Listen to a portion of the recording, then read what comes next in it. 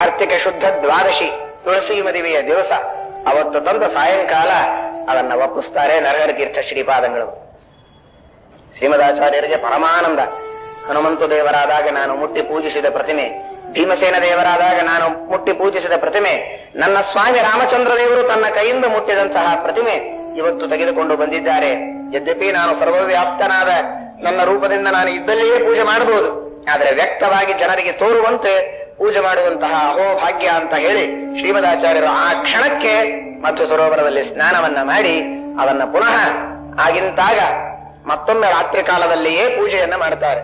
ಆ ರಾಮದೇವರನ್ನ, ಸೀತಾದೇವಿಯನ್ನ, ದಿಗ್ವಿಜಯ ರಾಮದೇವರನ್ನ, ವ್ಯಾಸಮುಷ್ಟಿಗಳನ್ನ ಒಂದು ಸಲ ಭುಜಂಗಿಸಿ ಆದ ಮೇಲೆ, ಊಟ ಆದ ಮೇಲೆ ಮತ್ತೆ ಬಿಚ್ಚಿ ಪೂಜೆಯನ್ನ ಮಾಡುವ ಪದ್ಧತಿ ಇಲ್ಲದೇ ಇದ್ದರೂ ಕೂಡ ರಾಮದೇವರು ಬಂದದ್ದೇ ಮುಹೂರ್ತ ಅಂತ ಹೇಳಿ ಆ ಕ್ಷಣಕ್ಕೆ ಅದನ್ನ ಪೂಜೆಯನ್ನ ಮಾಡ್ತಾರೆ. ಇವತ್ತಿಗೂ ಶ್ರೀಮಠದಲ್ಲಿ ಆ ಕಾರ್ತಿಕ ಶುದ್ಧ ದ್ವಾದಶಿ ಮಾತ್ರ ಸಾಯಂಕಾಲ ಮತ್ತೆ ದೇವರನ್ನ ಬಿಚ್ಚಿ ಪೂಜೆಯನ್ನ ಮಾಡುವಂತಹ ಪದ್ಧತಿ ಇವತ್ತಿಗೂ ಅದು ನಡೆದುಕೊಂಡು ಬಂದಿದೆ.